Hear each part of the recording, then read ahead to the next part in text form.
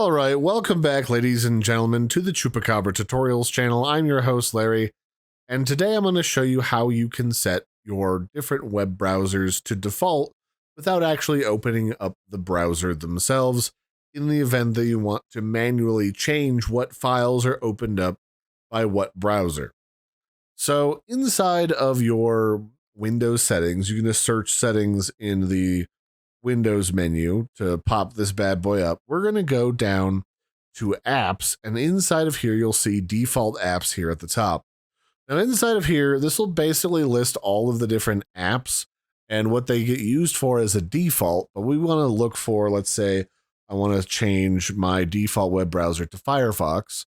Also, not sure why there's two versions of Firefox, but I'm assuming one of them is newer than the other. And now I can say at the top, set Firefox as my default browser. And then we're done. That's it. Everything's hunky-dory. It replaces Google Chrome and whatever occasional thing Microsoft Edge gets used for. Now, let's say that you don't actually want to do that and you'd like to be more piecemeal about it. You can actually find things that would normally be opened by a different program. And you can say, oh, I actually want this to be opened by Google Chrome. You can set that as a default, and you can click any one of these categories, like what to open PDFs with, or what to open SVGs with, or what to open up XHT with.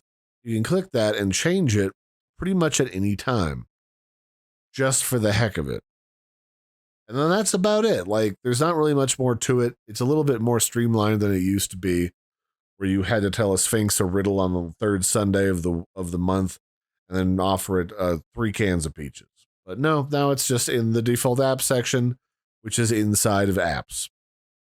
So that'll be it for this one, ladies and gentlemen. I've been your host, Larry. Don't forget to like and subscribe. This has been how you can set whatever browser you like as your default browser without actually having to open it. So bye, and have a good one, everybody.